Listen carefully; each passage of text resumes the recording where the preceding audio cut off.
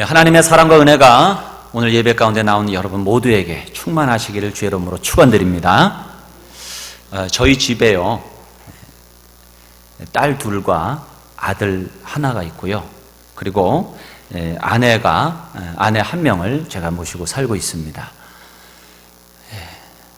집에 가서 꼭 웃으시는 분들이 계신데, 제가 미국으로 유학을 갈 때에 그때는 저희 딸 한 명 있었어요. 돌잔치를 마치고 보름 만에 미국으로 유학을 갔습니다. 잘해보고자 하는 마음이 참 많았던 젊은 시간이죠. 그래서 제가 원하는 공부를 할 수 있었기 때문에 힘든 시간이기도 했지만 또한 즐거운 시간이기도 했던 것 같아요. 그런데 안 되는 영어 가지고 그 공부하면서 또 학비를 벌면서 이제 그렇게 하다 보니까 참 바쁜 시간들을 보내게 됐어요. 그래서 꼭 필요한 것들은 했지만은 자녀들이 한 명, 두 명 늘어나면서 자녀들에게 그렇게 많은 시간을 투자해주고 또 많은 물질적인 유여함을 공급해주지는 못했던 것 같아요. 파트타임으로 사역을 할 때는 그나마 괜찮았는데 제가 하나님 앞에 서운한 부분이 있어서 미국에서 개척을 했었어요. 개척을 하면서는 특별히 목회도 해야 되고 또 돈도 벌어야 되고 공부도 해야 되니까 정말 바쁜 그런 시간들을 보내면서 많은 그런 시간들을 자녀들한테 할애하지를 못했습니다. 늘 마음에 미안한 마음이 있었던 것 같아요. 그러다가 이제 10년 만에 미국 생활을 이제 마치고 한국에 돌아와서 부목사 생활을 시작을 했습니다. 부목사를 하니까 한국 생활이 또 좀 바빠요. 이 라이프 스타일이 훨씬 바쁘잖아요. 빠르게 돌아가고 또 부목사의 사례가 또 박봉이라 시간적으로나 물질적으로나 또 마찬가지가 아니었나 생각이 들어요.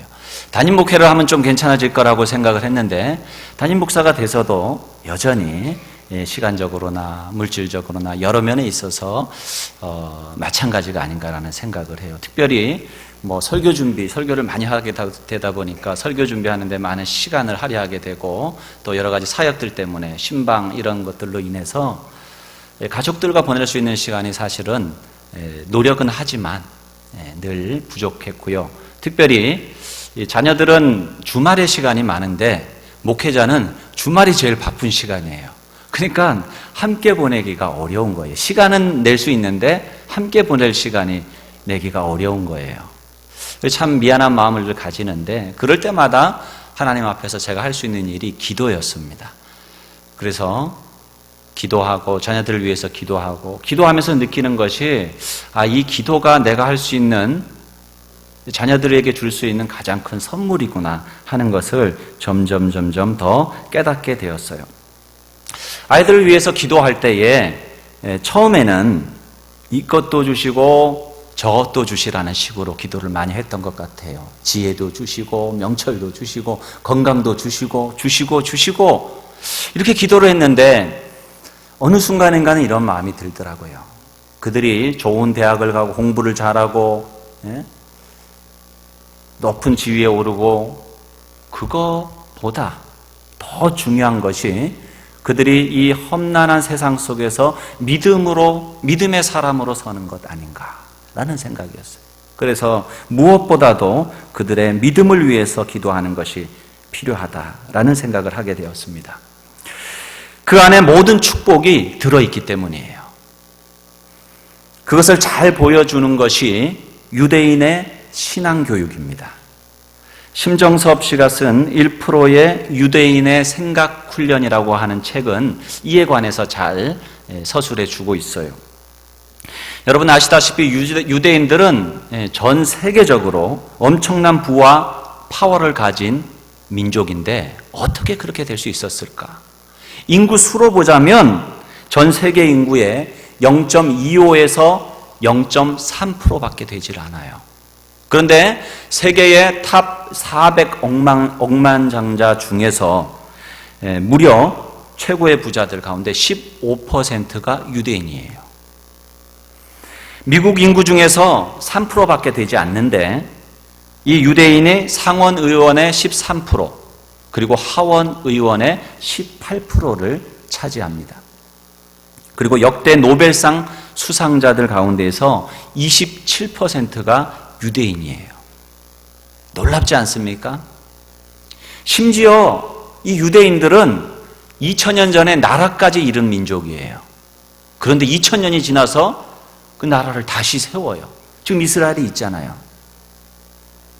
도대체 어떻게 그 유대인들은 그와 같이 엄청난 부와 영향력과 그런 권세를 가지는 그런 민족이 될 수 있었을까?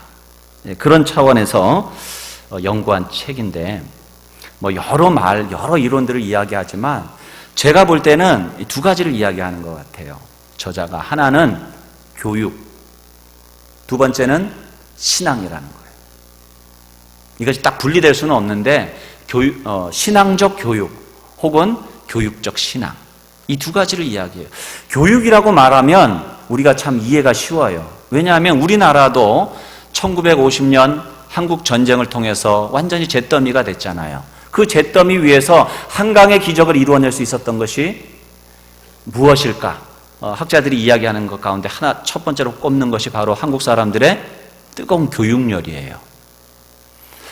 우리는 내가 못 먹고 못 입어도 땅 팔고 집 팔고 소 팔고 모든 걸 팔아서라도 내가 배우지 못한 그 한, 그리고 자식들만큼은 교육을 시키고자 하는 그러한 열정이 남다른 민족이에요. 그래서 열심히 자식들을 가르쳤고 그 결과가 오늘날 세계에서 빛나는 그런 나라가 된 것 같아요. IT 강국이다, 무슨 강국이다 얘기하는데 그게 다 이 교육적인, 기술적인 것들이 이렇게 집적되어서 이와 같은 총알을 이루어낸 것입니다. 그렇기 때문에 지식, 지혜가 중요하다. 특별히 우리나라처럼 자연 자원이 없는 나라들, 땅덩어리도 작은 나라들은 그것만이 살 길이라 하는 것을 우리가 너무나도 잘 알아요. 그런데 신앙이 그들의 성공의 비결이다 하면 고개를 갸웃거리는 사람들이 있어요. 신앙이라고 하는 것은 결국 영적인 세계를 인정하는 것인데 그게 신앙이잖아요. 그런데 영적인 세계를 인정한다고 부자가 되고 영향력 있는 사람이 된다? 언뜻 잘 납득이 되지 않을 수 있습니다. 여기에 대해서 여러 가지로 이제 이야기를 해 나갑니다. 그래서 이것을 이해하려면 유대인들의 사고 구조, 생각하는 방식을 이해할 필요가 있어요. 그러니까 그들이 사고하는 그 방식이 그들에게 큰 영향력과 또한 그와 같은 부를 축적할 수 있는 밑바탕이 됐다는 것이에요. 유대 사상에 의하면 우리가 살아가는 세계가 네 가지 영역으로 구성됐다고 이야기를 해요. 첫째는 물질계, 그 다음에 감정계, 그 다음에 영계, 그 다음에 무한계. 물질계와 감정계는 이성과 과학으로 이해할 수 있는 영역들이에요. 반면에 영계와 무한계는 신앙으로, 종교로 이해할 수 있는 영역이라는 거예요. 그러니까 유대인들은 근본적으로 신앙적인 교육, 신앙적인 밑바탕을 가지고 생각하고 판단하는 민족이에요. 더 나아가서 이 이성과 신앙 혹은 과학과 종교가 조화를 이루어야 된다는 것을 그들은 강조합니다. 신앙이 아무리 좋아도 신앙만 강조하게 되면 중세시대와 같은 꼴이 나요. 기독교가 얼마나 창궐했습니까? 그런데 어떤 일이 일어납니까? 많은 종교적인 약탈과 또한 타락이 일어났었고, 종교의 이름으로 전쟁이 일어나고 십자군 전쟁이 일어나고 그런 일들이 일어나는 거예요. 신앙만 강조하고 신앙에 빠져버려서 이단 사이비에 빠진 사람들도 있잖아요. 그것은 아니라는 거예요. 그리고 거기에 대해서 나온 것이 17세기의 문예부흥운동, 과학, 이성의 이름으로 17세기에 그런 일들이 일어나요. 과학만이 살 길이다. 그런데 과학으로, 이성으로 무엇인가를 이루어 보려고 했더니 이 감성이 메마르는 거예요. 이 세상을 다 이성적으로 이해할 수 없잖아요. 사람은 감정도 가지고 있는데. 그래서 18세기에 낭만주의가 등장을 하죠. 인간이 감정도 채워야 된다. 그런데 이성과 감정으로만도 안 된다는 것이 나타난 사건이 뭐냐? 제 세계 1, 2차 세계대전이에요. 그것으로 충족이 안 돼요. 그것을 강조했더니 세계대전이 일어나고 또한 환경이 파괴되는 그런 상황이 발생되면서 사람에게는 하나님을 인정하고 영적인 세계를 인정한 신앙도 필요하다. 그래서 요즘 시대는 영성의 시대라는 이야기를 많이 해요. 과학계에서도 영성을 강조합니다. 심리학에서도 영성과 심리학의 어떤 이런 통합을 이야기하는 시대를 우리가 지금 살아가고 있어요. 이게 우연이 아니에요. 그렇지만 신앙이 다가 아니에요. 조화가 필요하다는 거예요. 중세시대를 통해서 우리가 보았잖아요.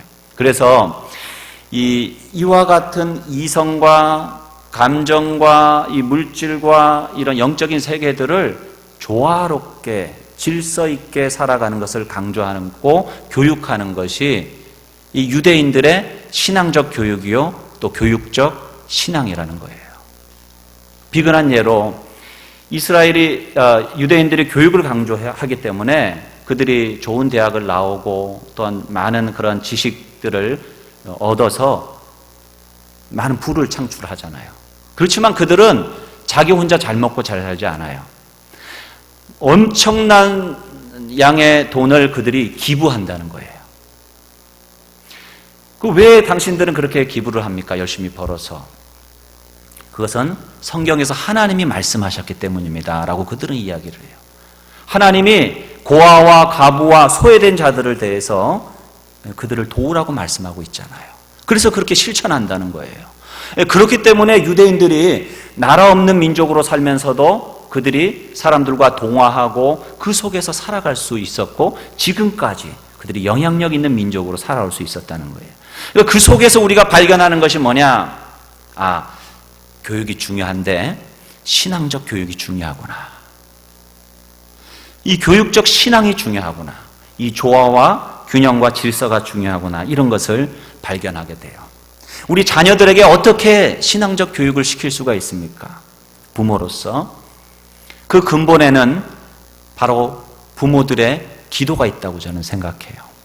우리가 기도할 때에 자녀를 위해서 어떻게 그들에게 말하고 행동하고 그들을 이끌어갈 것인가를 우리가 알 수가 있어요. 우리가 어떤 말씀으로 그들을 양육하고 그들에게 훈육할 수 있을까를 깨달을 수 있는 것은 우리가 자녀를 위해서 기도할 때라는 거예요.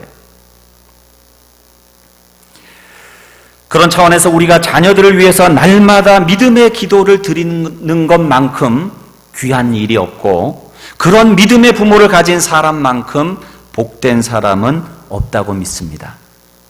저는 여러분들이 자녀를 위해 그런 믿음의 기도를 드리고 믿음의 교육을 시키는 믿음의 부모 혹은 아직 결혼을 안 하신 분들은 미래에 그런 믿음의 부모가 될 수 있기를 주의 이름으로 축원드립니다. 오늘 본문에서 다윗은 하나님의 약속에 근거한 이 믿음의 기도를 드려요. 저는 다윗의 기도를 묵상하면서 그가 왜 그렇게 사람들에게 존경을 받고 또 닮고 싶은 인물이 됐는지를 이해할 수 있을 것 같아요. 수년 전에 한국에 있는 목회자들에게 설문을 조사를 했는데 그 질문 가운데 하나가 성경의 인물 중에서 예수님을 제외하고 당신이 가장 닮고 싶고 존경하는 성경의 인물이 누구입니까? 라고 하는 질문이 있었어요. 4등 모세였어요. 4위. 3위는 베드로, 그리고 2위가 다윗, 그리고 1위는 바울로 나타났습니다. 구약 성경에서 1위는 가장 닮고 싶고 존경하는 인물은 다윗으로 나타났던 것입니다. 다윗 하면 우리가 제일 먼저 떠오르는 말이 있죠. 하나님 마음에 합한 자. 다윗의 마음은 하나님의 마음 같았고 하나님의 마음을 품고 그는 살았던 사람이에요. 제가 계속 말씀을 나누겠지만 오늘 본문의 짧은 기도를 통해서도 다윗이 얼마나 하나님 마음에 합한 자인가 하는 것을 발견할 수가 있어요. 다윗이 하나님 마음에 합하니까 하나님께서 다윗과 함께 하셨고 그가 가는 곳마다 승리를 허락해 주신 거예요. 저는 우리 성도님들도 하나님 마음에 합한 자가 되어서 날마다 승리하는 삶 살 수 있기를 주의 이름으로 축원드립니다. 다윗이 왜 하나님 마음에 합한 자였는가? 그가 왕이 되는 과정을 살펴보면 우리가 알 수 있습니다. 그 과정 속에 그의 마음과 영성을 볼 수 있기 때문이에요. 우리가 흔히 그 사람이 어떤 사람이냐 하는 것을 알고 싶으면 두 가지 창을 통해서 보면 된다고 그래요. 첫 번째 창은 그 사람이 실패했을 때 어떻게 행동하는가를 보면 그 사람을 알 수 있다는 거예요. 평소에는 다 좋잖아요. 어떻게 알아요, 그 사람을? 우리는 몰라요. 근데 그 사람이 실패했을 때 주저앉고 낭망하고 좌절하면서 그냥 실패에 머무르는 사람이냐, 아니면 그 실패를 거울 삼아서 하나님 앞에 나아가고 묻고 믿음으로 일어나느냐, 그걸 보는 거예요.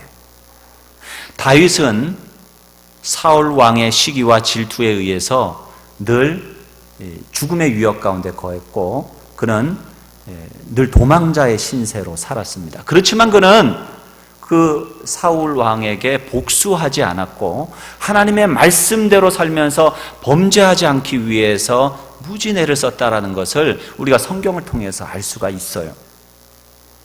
그러므로 그는 그 속에서 겸손하여졌고 더 하나님 앞에 낮아지고 하나님의 뜻을 구하는 하나님의 사람으로 빚어져 갈 수 있었던 거예요. 여러분, 하는 일마다 성공하는 사람이 어디 있겠습니까? 그러므로 실패를 거울로 삼을 수 있는 사람, 이런 사람이 진짜 진국이에요. 그래서 저와 여러분도 실패 가운데서도 다윗처럼 하나님의 뜻을 따라 살아가는 주의 백성들 되기를 바랍니다. 두 번째 창은 성공했을 때 그 사람을 보면 돼요. 성공했을 때 누구에게 감사하고 누구를 기억하느냐 하는 것을 보면 그 사람을 알 수 있다는 거예요. 그 속에 그 사람에게 정말 중요한 것이 드러나게 되어 있어요. 가끔 TV를 보면요, 올림픽에서 우승을 했다든지, 시합에서 우승을 했다든지, 상을 탔다든지, 그러면은 인터뷰를 하잖아요. 그 인터뷰 내용을 잘 들어보면 그 사람이 결과를 얻기까지 얼마나 힘든 시간을 거쳐왔는지, 얼마나 인고의 시간이, 훈련의 시간이 있었는지, 하나같이 다 그런 시간들이 있어요. 그리고 그 시간의 결과로서 오늘 이와 같은 일들이 있었는데, 그렇기 때문에 누구누구에게 감사드립니다 하는 것들이 꼭 빠지지 않아요. 수년 전에 K-POP 스타라고 하는 오디션 프로그램이 있었어요. 그 오디션 프로그램에서 최연소의 나이로 우승한 박지민이라고 하는 그런 15살인가 16살 된 그런 아이가 있었어요. 그 아이가 인터뷰하는 장면을 제가 보았는데 이렇게 얘기하더라고요. 저에게 이런 기량과 건강과 기회를 주신 하나님께 영광을 돌립니다. 저는 그 얘기를 들으면서 미리 생각해 왔구나, 하나님께 영광을 돌리려고. 한편으로는 이렇게 멋있게 보이려고 그렇게 얘기를 준비한 게 아닌가라고 생각을 했는데, 나중에 보니까 그 어머니가 CCM 가수시더라고요. 독실한 기독교 집안이고, 그래서 그는 어머니와 함께 오디션 프로그램을 진행하면서 한 곡 준비하면서 기도하면서 그 시간들을 함께 해왔고, 또한 자기의 목소리를 통해서 하나님께 영광을 돌리는 것이 인생의 목표더라고요. 그렇기 때문에 그가 우승을 하고 나서 하나님 앞에 영광을 돌린 것은 결코 사람들에게 보이기 위함이 아니었고 그의 중심의 고백이었던 거예요. 그래서 그 아이를 새롭게 이렇게 보게 되었습니다. 이렇게 우리의 성공의 순간에 누구를 생각하고 무엇을 하느냐를 보면 그 사람을 알 수 있어요. 여러분, 다윗이 그 모든 환난을 이겨내고 이스라엘의 왕이 되었을 때 가장 먼저 한 일이 무엇인 줄 아십니까?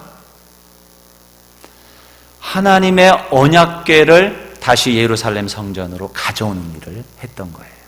그것이 다윗이 어떤 사람인가 하는 것을 우리에게 보여줍니다. 그 법궤가 사울 왕 때 블레셋에게 뺏기게 돼요. 사울로부터 하나님의 마음이 떠나고 하나님의 임재가 떠나가니까 그가 싸움에서 실패하게 돼요. 그래서 사울 왕이 이 전쟁에 하나님의 언약궤를 가져가면 우리가 승리할 수 있지 않을까 해서 그 언약궤를 가지고 전쟁에 나간 거예요. 그런데 하나님의 임재가 이미 떠나버렸기 때문에 그 언약궤가 무슨 능력이 있겠습니까? 결국 그들은 패하게 되고 언약궤까지 뺏기게 되는 거예요. 그러나 우여곡절 끝에 그 언약궤가 유대 땅 경계 지역으로 오게 됐고, 그리고 다윗에 의해서 예루살렘 성전으로 다시 돌아오게 됐는데 무려 22년 만에 돌아온 거예요. 22년 동안 이스라엘 백성들이, 심지어는 제사장들조차도 그 법궤를, 언약궤를 잊어버리고 산 거예요. 다른 말로 하면 하나님의 임재가 사라졌던 것이고 하나님에 대한 진정한 예배가 사라진 가운데 살았던 거예요. 다윗은 그것이 마음에 아팠어요. 그래서 그가 왕이 되었을 때에 모든 영광을 하나님께 돌릴 뿐만 아니라 하나님이 기뻐하시는 그 일, 이 법궤를 되찾아와야 된다 하는 마음으로 그가 그 법궤를 찾아왔고요. 그 법궤가 예루살렘 성전으로 돌아올 때 그는 너무나도 기뻐서 하나님 앞에서 춤을 춰서요, 왕인데도 불구하고 이 바지가 내려가서 사람들이 웃을 정도로 그렇게 하나님 앞에 기쁨으로 찬양을 했다는 내용이 나와요. 그리고 나서 이 나단 선지자를 통해서 하나님이 언약의 말씀을 주신 것이 오늘 본문 앞에 나와 있는 내용이고요. 그 언약의 말씀을 듣고서 다윗이 기쁨으로 한 기도가 오늘 우리가 함께 읽은 이 내용이에요. 우리는 이 모든 과정을 통해서 이 다윗이 하나님 중심으로 살고 하나님 중심으로 나라를 다스리겠다라고 하는 철학, 그리고 위대한 신앙 고백이 그 속에 있다는 것을 발견할 수가 있습니다. 사랑하는 성도 여러분, 혹시 여러분 마음속에, 그리고 여러분 자녀들에게 하나님의 임재가 떠나지는 않았습니까? 예전에는 하나님을 기쁨으로 예배하고 하나님을 찬양하고 그랬는데 지금은 왠지 형식적인 것 같고 가식적인 것 같은 신앙생활을 여러분이나 여러분의 자녀들이 하고 있지는 않습니까? 그렇다라고 한다면 우리가 다윗의 신앙을 본받아서 이 믿음을 다시 회복시키기 위해 기도할 수 있기를 바랍니다.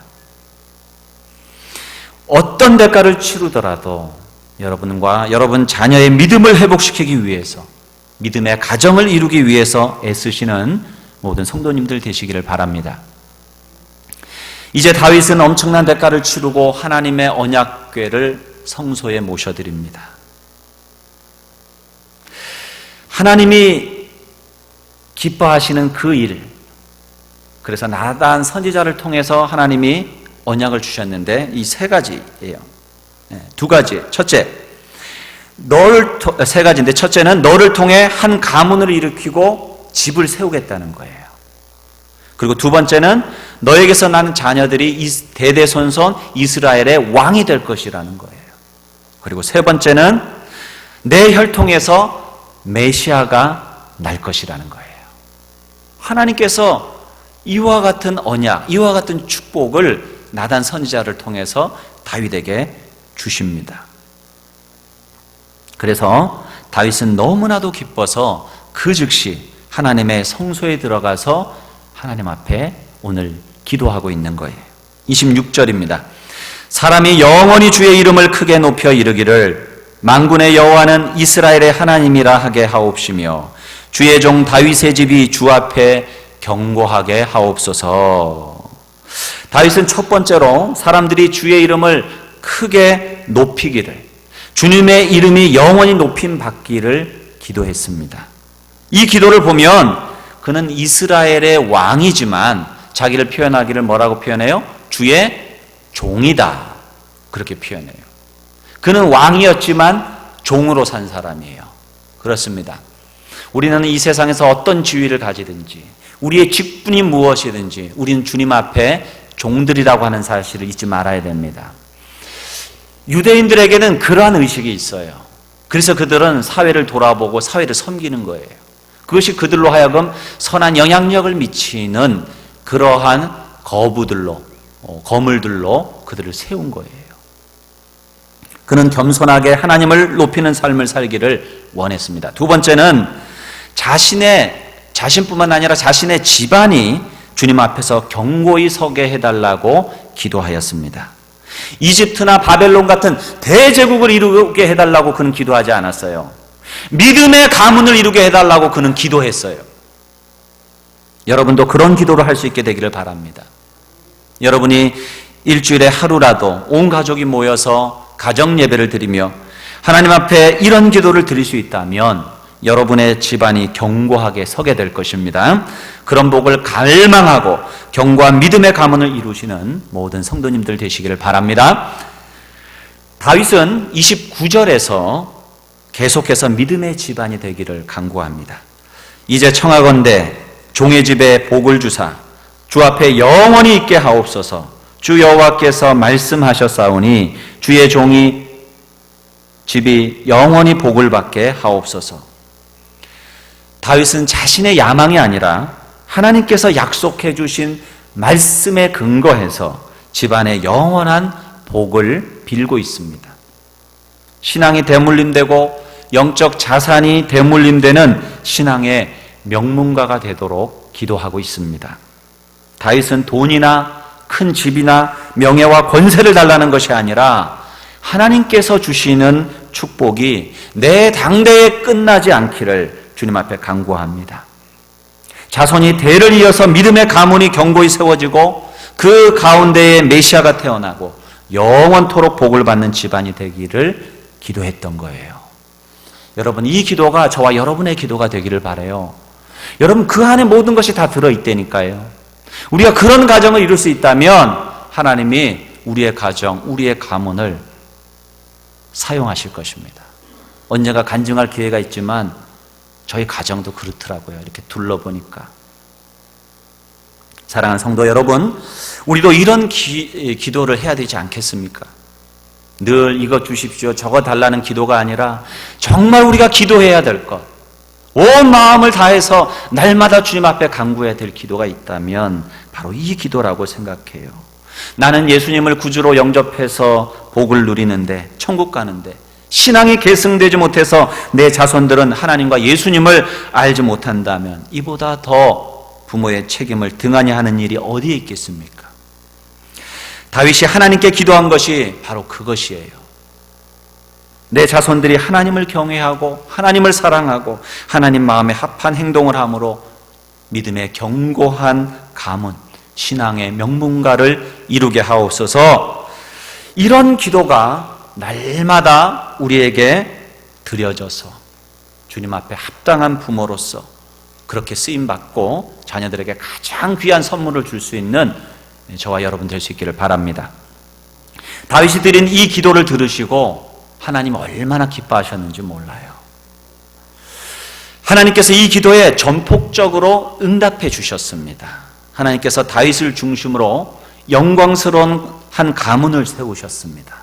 지금도 이스라엘의 경건한 백성들은요, 유대인들은 아침 저녁으로 기도를 할 때에 이렇게 기도해요. 하나님이여, 우리가 다윗의 영광스러운 옛 나라를 회복하고 우리가 그 가문의 영광과 축복을 계승하게 하소서. 다윗에게 주셨던 그 영광, 그 축복이 우리의 가정을 통해서 계승되게 해달라고 아침 저녁으로 기도해요. 다윗의 집안이 얼마나 영광받은 집안입니까? 그리고 이스라엘 역사를 보면 다윗의 혈통에서 왕들이 나오게 되고 결국 그 혈통에서 누가 태어납니까? 예수 그리스도가, 메시아가 태어나는 거예요. 그래서 마태복음 1장을 보시면 1장 1절에 아브라함과 다윗의 자손 예수 그리스도의 계보라 이렇게 나와요. 예수 그리스도의 탄생으로 여러분과 저까지도 복을 누리고 있으니 이 얼마나 아름다운 집안입니까?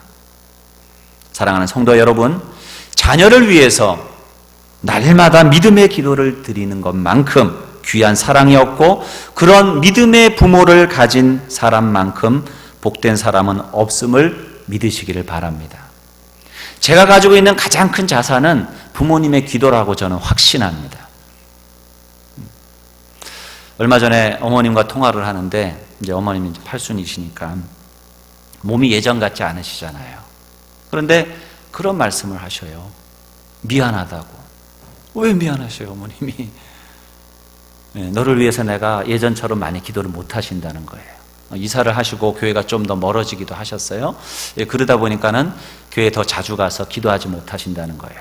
몸도 이제 여기저기 아프시기도 하시니까, 예전처럼 기도하지 못하니까, 해줄 수 있는 게 없는데 기도밖에, 그 기도를 못하니까 그런 말씀을 하시더라고요. 아니, 오늘 내가 이렇게 하나님의 일을 감당하고 여기까지 있는 건 어머니의 기도 때문인데 그런 마음 가지지 마시라고. 그리고 돌이켜서 생각해 보니까 저희 양가의 부모님들이 위에서 기도해 주는 그 기도가 저한테 그 무엇보다도 큰 힘이요 축복이라는 것을 다시 한번 새삼 깨닫게 되더라고요. 그렇습니다. 부모는 자식들을 떠나보내면서 등 뒤에서 그 자식들을 늘 바라보는 분들이 부모예요. 나이를 먹을수록, 자식이 커갈수록 우리가 자식들에게 해줄 수 있는 것이 별로 없어요. 그런데 그 자식들에게 해줄 수 있는 가장 큰 것이 있다면 그것은 바로 믿음의 기도인 줄로 믿습니다.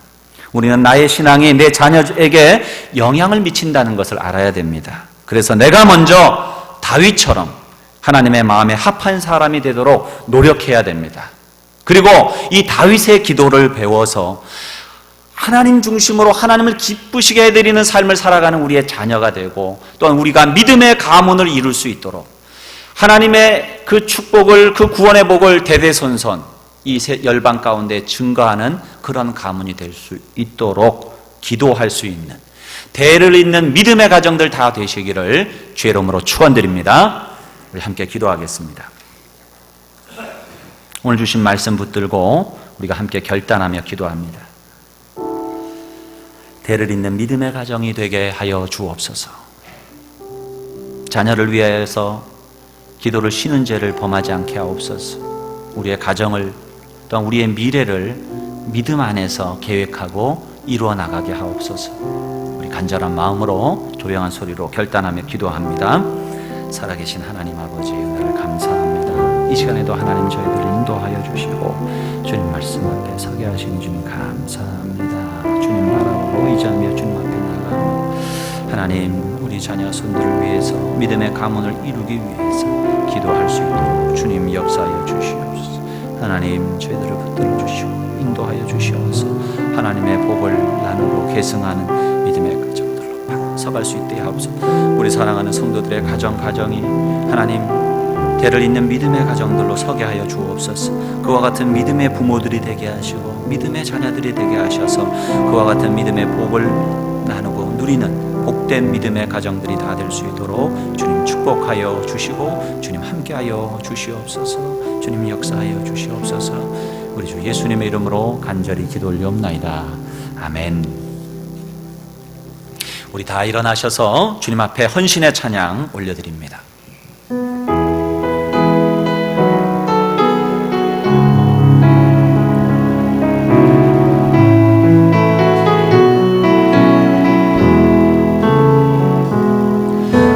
선한 능력으로 안으시네. 그 크신 팔로 날 붙드시네. 절망 속에도 흔들리지 않고 사랑하는 주 얼굴 구하리. 선한 능력으로 일어서리. 주만 의지하리. 믿음으로 우리 고대하네. 주 오실 그날 영광의 새날을 맞이하리. 이전의 괴로움 나래워 사고 고난의 길을 걷는다 해도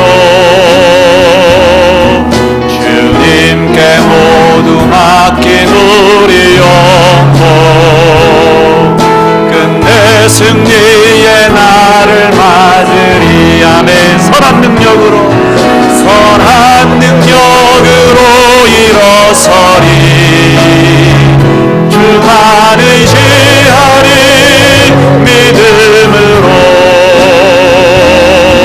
우리 고대 안에 주 오실 그날 영광의 새 날을 맞이하리. 주님이 마신 고난의 잔, 주님이 마신 고난의 쓴 잔을 우리도 감사하며 받으리. 주님의 남은 고난 채워가며 예수와 복음 위에 살리라. 선한 능력으로 일어서리. 주만 의지하리. 믿음으로 우리 고대 안에 주 오실 그날 영광의 새 날을 맞이하리. 아멘. 기도합니다. 이제 평안한 마음으로 여러분의 삶의 현장으로 돌아가십시오. 선한 일에 용기를 가지며 악을 악으로 갚지 마십시오. 항상 연약한 자를 도우며 병든 자를 찾아보며 곤란당하는 이웃을 위로하십시오. 모든 사람을 존경하며 주님께 봉사하고 주님을 사랑하십시오. 모든 일을 믿음과 사랑으로 행하며 어떤 일에도 소망을 포기하지 마십시오. 거룩하신 성령께 순종하여 기쁨과 감사의 생활을 해 나아가십시오. 우리 하나님 아버지는 여러분을 항상 도와주실 것입니다. 이제는 우리 위에 십자가 지신 예수 그리스도의 그 크신 은혜와 하나님 아버지의 무한하신 사랑과 성령의 감화감동 충만하신 은총이 우리 자녀를 위하여, 우리 미래의 자녀를 위하여 믿음의 기도 또한 신앙을 전수하는 그러한 하나님의 마음에 기쁨이 되는 자로 살아가고 또한 그런 부모로 서기를 다짐하는 사랑하는 성도들 머리마다 또한 앞으로 우리의 삶 가운데 있는 모든 일들 가운데에 하나님께 영광 돌리는 기쁨의 삶을 살아서 우리가 하나님 앞에 영광을 돌리고 또한 믿음의 가문을 이루기를 간절히 사모하며 기도를 시작하기로 결단하는 여기에 머리 숙인 사랑하는 성도님들 가정마다 또한 저들의 자녀와 또한 학업과 저들의 사업과 저들의 직장 그리고 우리 공동체 위에 하나님의 은혜가 이제로부터 영원토록 함께 하시기를 간절히 축원하옵나이다. 아멘. 감사합니다. 주님 역사해 주시옵소서.